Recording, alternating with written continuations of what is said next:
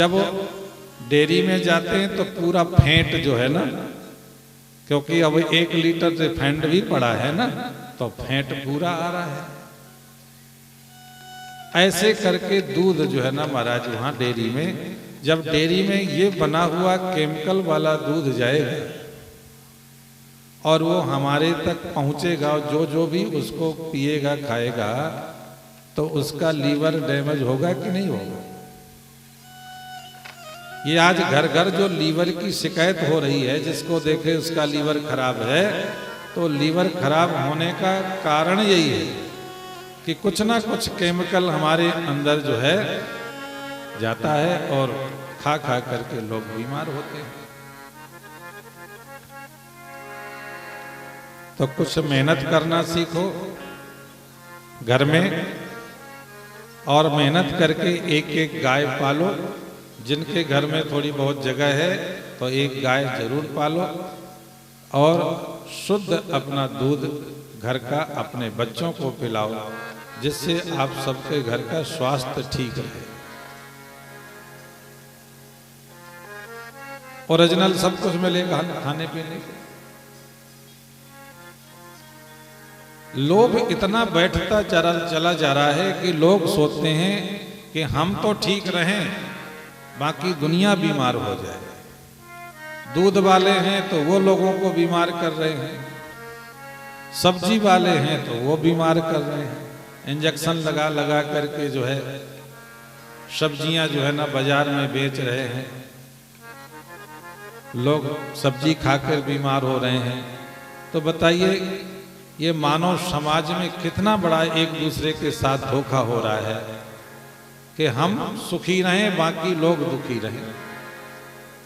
देखो हम सुखी तभी रहेंगे जब हम दूसरों को सुख देंगे। अगर हम दूसरों को दुख बांटेंगे तो हमें सुख नहीं मिलेगा, ये याद रखें। सुख दीने सुख होत है, सुख तो तब मिलता है जब हम सुख देते हैं किसी को। दुख दीने दुख होत, अगर दुखी करोगे किसी को तो आपको भी दुख मिलेगा। ये नियम है संसार का। इसीलिए यशोदा मैया ने सोचा कि चलिए आज हम खुद ही सेवा करते हैं और खुद दधि मंथन करते हैं। सुबह उठ करके यशोदा मैया ने दधि मंथन प्रारंभ कर दिया। और दधि मंथन कैसे कर रही हैं देखो। अभी भगवान कृष्ण सोए पड़े हैं, तो आंखों की दृष्टि भगवान श्री कृष्ण के मुख की ओर है। हमें जो भी कुछ काम करना है, हमारी भक्ति का जो मार्ग है वो ये है कि हमारी इंद्रियां भगवान की सेवा में लगे। अब देखो जो भगवान के लिए करते हैं वो सब भगवान की भक्ति ही होती है, सेवा ही होती है। अब यशोदा मैया ने ये करके दधि मंथन कर रही हैं कि आज मैं अपने कन्हैया को मक्खन बना के खिलाऊं। घर में आप कितना बढ़िया आटा भून करके पिन्नी बनाओ या पंजीरी बनाओ, पर जिस दिन सत्यनारायण की कथा सुनते हो ना, और उस दिन पंजीरी बनाते हो और पंचामृत बनाते हो, उस समय के पंजीरी और पंचामृत में स्वाद होता है कि नहीं होता। और उसके अलावा बनाओ भला, उसमें स्वाद नहीं आएगा।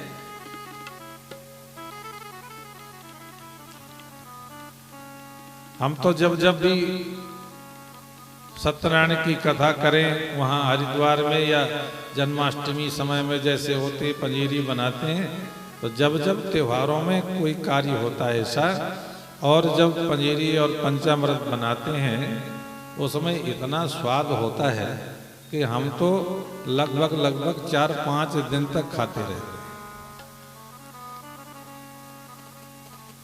पंचामृत को उसमें फ्रिज में रख लिया, पंजीरी और 4-5 दिन खाते हैं, मतलब इतना टेस्ट स्वाद भर जाता है। ये भगवान के लिए जो बनाया गया है ना, उसमें स्वाद है, और उसके बाद में बना के रखो स्वाद नहीं आएगा। तो आज यहाँ पर क्या किया, यशोदा मैया ने जो माखन आज तैयार किया है या कर रही हैं, वो केवल कृष्ण के लिए कर रही है।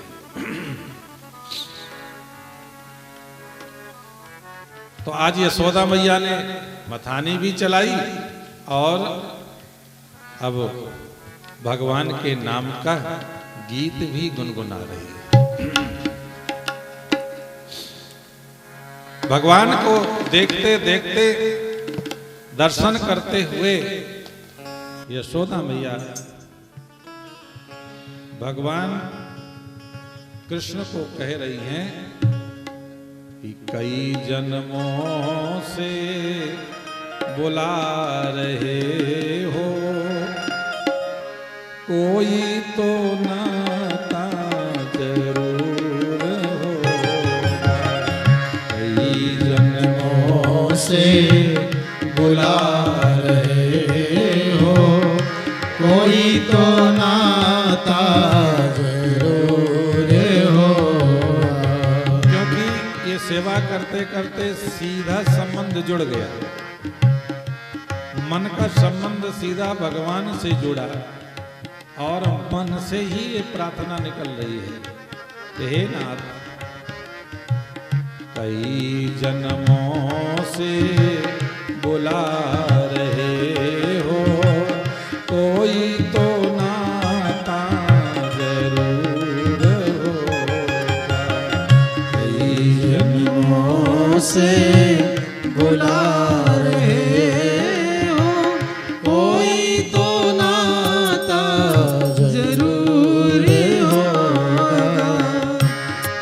बुला रहे हो, आप बार बार हमें अपने नजदीक लाते हो, बुलाते हो, परंतु कुछ कमी हमारे में है कि जब हम आपके पास आते हैं ना, नजरों से नजरें मिला न पाए, नजरों से नजरें मिला न पाए,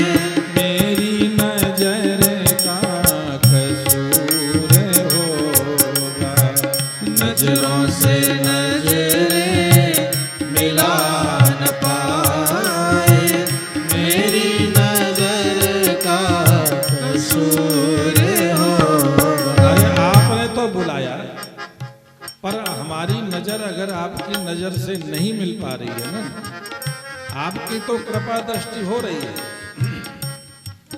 पर अगर नजर नहीं मिल पा रही है तो ये हमारी नजर की कमी है, आपकी कृपा की कोई कमी नहीं। नजरों से नजरें मिला न पाए, मेरी नजर का कसूर होगा।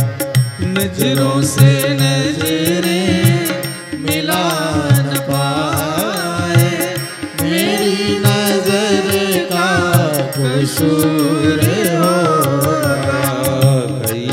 जन्मों से बुला रहे हो, कोई तो नाता जरूर होगा। कई जन्मों से बुला रहे हो, कोई तो नाता जरूर होगा।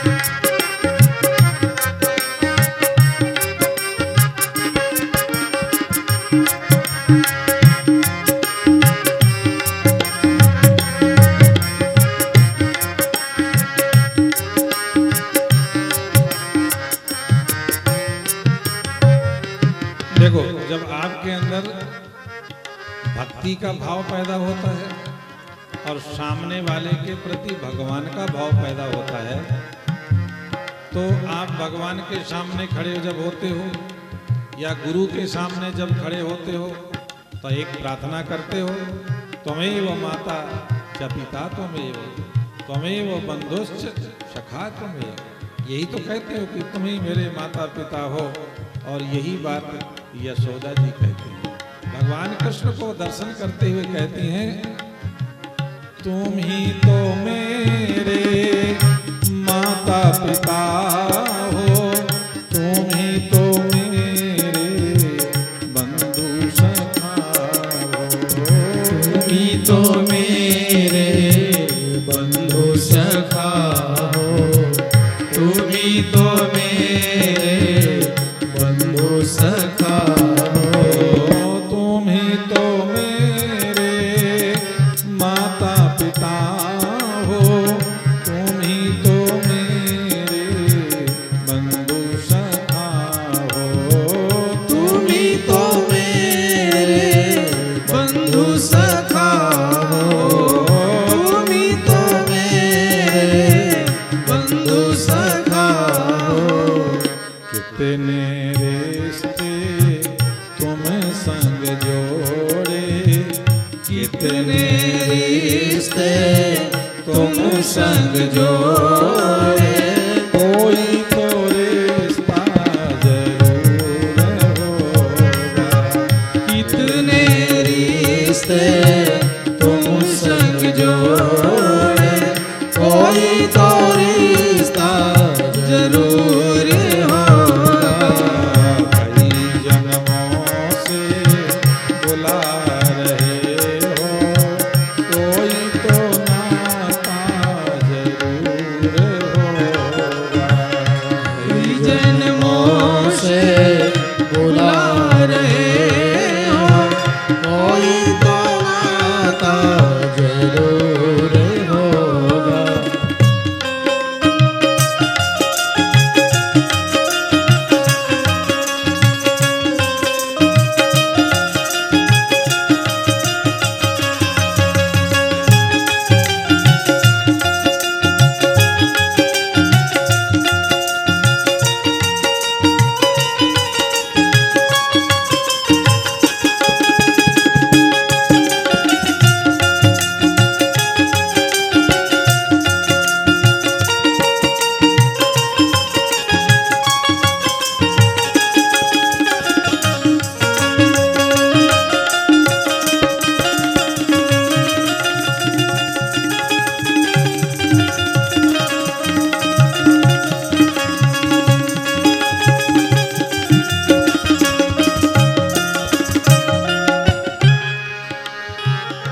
अब देखिए, प्रार्थना तो प्रार्थना है, जैसे जैसे भाव बनता जाता है प्रार्थना वैसे ही।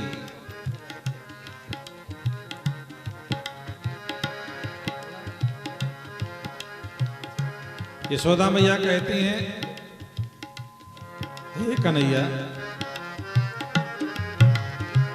तुम ही तो मेरी आत्मा हो, तुम ही तो मेरे परमात्मा हो, तुम ही तो मेरे परमात्मा हो, तुम ही तो मेरे परमात्मा हो, तुम ही तो मेरी आत्मा हो, तुम ही तो मेरे परमात्मा हो, तुम ही तो मेरे परमात्मा हो, तुम ही तो मेरे परमात्मा हो।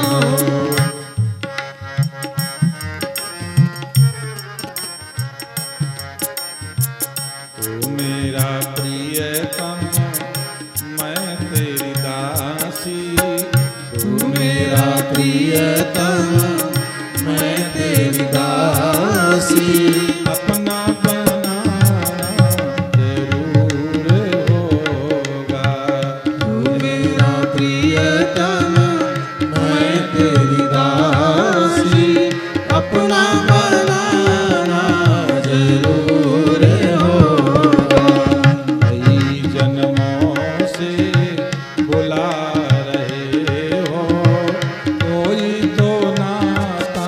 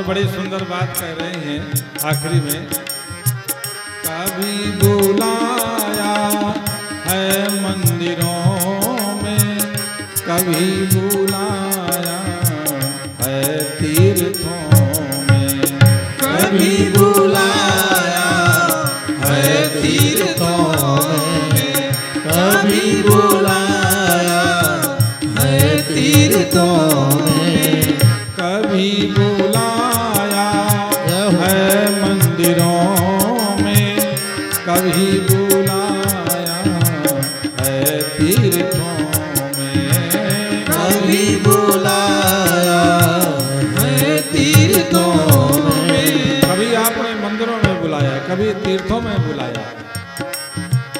दरबार तेरे अब आ गए हम, दरबार तेरे अब आ गए हम, दिल से लगाना जरूर होगा। दरबार तेरे अब आ गए हम, दिल से लगाना जरूर होगा। जन्मों से बुला रहे हो, कोई तो नाता जरूर होगा। कई जन्मों से बुला रहे हो, कोई तो नाता जरूर होगा। नजरों से नजरें मिला न पाए, मेरी नजर का कसूर होगा। नजरों से नजरें मिला न पाए, मेरी नजर का कसूर होगा। मेरी नजर का कसूर होगा, मेरी नजर का कसूर होगा। वृंदावन बिहारी लाल की जय। आपका भजन का समय चल रहा है और थोड़ी सी फोन की घंटी बज जाए तो आपका माला छूट जाता है कि पहले फोन देखो भाई। और जानबूझ करके फोन भगवान बजाते इसलिए हैं, बजवाते हैं। जब खाने का समय होगा तो फोन बजेगा, भजन का समय होगा तो फोन जरूर बजेगा। वैसे तो इंतजार करते रहोगे कि फोन नहीं आया किसी का, पर माला जपने बैठ जाओ तो फोन, क्योंकि भगवान ये सोचते हैं कि इनकी परीक्षा तो करूं मैं कि आखिर ये प्रेम मेरे से करते हैं कि दुनिया से करते हैं। अगर तुम्हारा प्रेम भगवान के साथ होगा, अगर आपने आधा घंटा का समय भगवान को दिया है तो याद रखना उस आधे घंटे के बीच में संसार नहीं आना चाहिए। तो ये यशोदा मैया को जो है ना भगवान ने जानबूझ करके छला। कभी कभी भगवान जो है ना ये देखते हैं कि भक्त कितना विश्वास करता है मुझ पर और भक्त कितना समर्पण है मुझ पर। अब इधर यशोदा मैया जो है ना दूध को बचाने चली गई तो नजर किधर हो गई, दृष्टि किधर हो गई। अब दृष्टि हो गई संसार की तरफ, पीठ हो गई भगवान की तरफ। जब गोद में थे तब सामने थे, जब उठ करके यशोदा मैया दूध बचाने चली गई तो भगवान की तरफ पीठ हो गई। हम जब भगवान की तरफ पीठ कर लेते हैं तो हमारे जीवन में कोई न कोई फिर संकट आ ही जाता है। और यहाँ पर दिखाया प्रयास आपको जो है ना भागवत के माध्यम से ये समझाने का प्रयास किया है यहाँ पर कि जैसी यशोदा मैया दूध के पास गई, दूध को उन्होंने अग्नि से उठा करके और अलग किया, बस भूल गई कि वापस जा करके कन्हैया को दूध पिलाना है ना, लग गई घर के काम में और कन्हैया को भूल गई। तो इसमें क्या हुआ, भगवान ने सोचा कि देखो मेरी मां मेरे साथ में कितना आनंद में थी, परंतु मुझे छोड़ करके ये घर के काम में फिर फंस गई। तो भगवान कन्हैया ने क्या किया, यशोदा मैया को अपनी ओर आकर्षित करने के लिए, बुलाने के लिए यशोदा मैया ने, भगवान कन्हैया ने यशोदा मैया को बुलाने के लिए एक काम किया। उन्होंने उठाया एक डंडा और जिस मटकी में दधी मंथन कर रही थी उसी मटकी में वो डंडा जो है ना जोर से धमाक से मारा और वो मटकी गई फूट। तो सारा जल जो दही था और जो मक्खन था वो सब बिखर गया जमीन पर। इधर जब आवाज आई मटकी टूटने की तो यशोदा मैया ने देखा क्या हो गया, तो देखा मटकी टूटी पड़ी, दही बिखरा पड़ा। अब तो बड़ा क्रोध आया यशोदा मैया को कि ये देखो, अभी तक तो गोपियां उलहना देती थी कि हमारे घर में आता है, माखन खाता है और मटकी तोड़ता है, और आज तो गजब हो गया कि मेरी खुद की भी मटकी तोड़ दी। इसका मतलब अब मैं इसे जो है मजा चिखाऊंगा, ये ऐसे नहीं मानेगा। यशोदा मैया ने गुस्से में उठाई साटी और कन्हैया को जैसे ही पकड़ने के लिए दौड़ी, भगवान कन्हैया वहां से एकदम दौड़े, पीछे पीछे यशोदा मैया और आगे आगे भगवान कन्हैया। यशोदा मैया बूढ़ी थी और कन्हैया ने खूब अभी बचपना था, दूध ही पिया, तो वो तो एकदम दौड़ करके आगे निकल गए। यशोदा मैया दौड़ती दौड़ती थक गई तो एक पेड़ के नीचे बैठ गई। जब देखा कि यशोदा मैया थक गई हैं तो भगवान कन्हैया आए और यशोदा मैया के पास आके खड़े हो गए। यशोदा मैया ने पकड़ लिया, पकड़ करके ले गई घर। अब उन्होंने कहा आज मैं तुझे जो है ना सारा दिन बांध करके रखूंगी। ऊखल खड़ा हुआ था, उस ऊखल में ले गई और एक रस्सी जो थी वो रस्सी लेकर के कन्हैया को यशोदा मैया ने बांधना शुरू किया। और जैसी ही वो इधर से कमर से पेट से जो है ना रस्सी ऐसी डाली और यहाँ उधर में गांठ लगाने वाली थी कि रस्सी 2 अंगुल छोटी पड़ गई। अब गांठ न लगी, 2 अंगुल छोटी हो गई। अब यशोदा मैया और गुस्से में हो गई, फिर गई रस्सी उठा के लाई और फिर रस्सी में गांठ लगा करके और जैसे ही फिर कमर में बांधनी और जैसे ही उधर में पेट में आई तो गांठ लगाने लगी तो 2 अंगुल फिर छोटी हो गई। जैसे 2 अंगुल छोटी हुई तो भगवान कन्हैया तो मुस्कुराए और यशोदा मैया गुस्साए।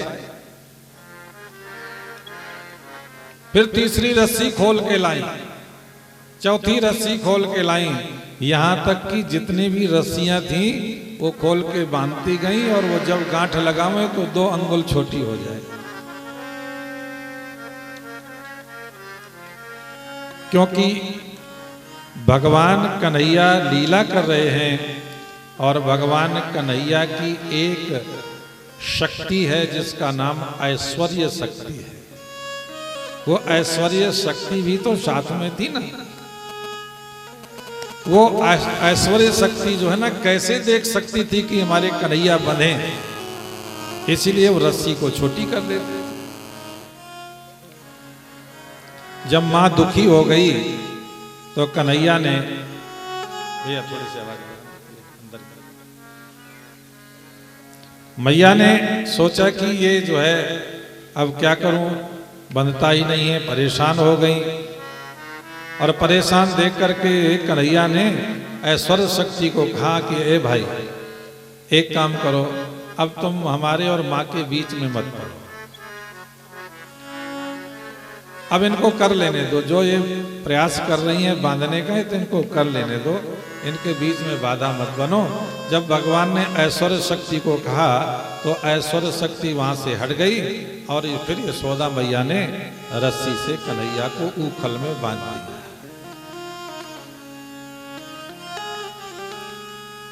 अब उखल में बांध तो दिया। जब गोपियों को पता चला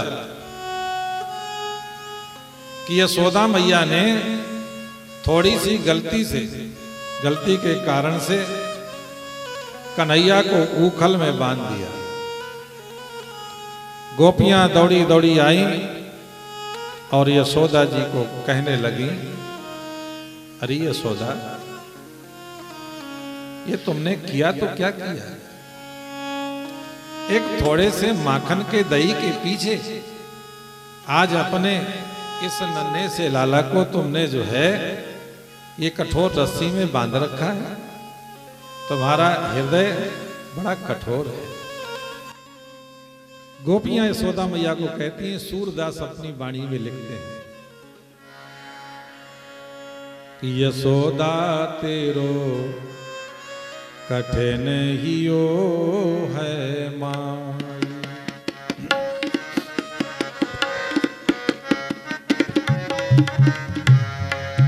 यशोदा तेरो कठिन हियो है माई। यशोदा तेरो कठिन हियो है माई। हे यशोदा, तुम्हारा बड़ा कठोर हृदय है। कमल नयन माखन के कारण, कमल नयन माखन के कारण, कमल नयन माखन के कारण, कमल नयन माखन के कारण, बांधे ऊखल माई। यशोदा तेरो कठिन हियो है माई। यशोदा तेरो कठिन हियो है माई। यशोदा तेरो कठिन हियो है माई।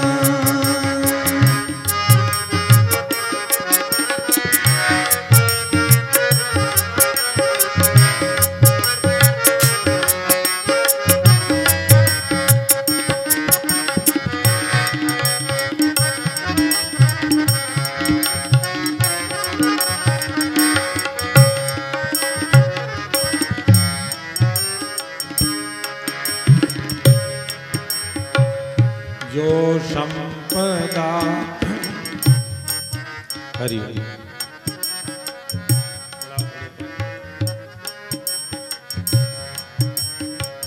जो संपदा देव मुनि दुर्लभ। जो संपदा देव मुनि दुर्लभ। सपने हो दर्शना दिखाई हो। सपने हो दर्शना दिखाई। ताही सो तू गर्भ भुलानी। ताही सो तू गर्भ भुलानी। घर में है निधि पाई। यशोदा तेरो कठिन हियो है माई। यशोदा तेरो कठिन हियो है माई। यशोदा तेरो कठिन हियो है माई। यशोदा तेरो कठिन हियो है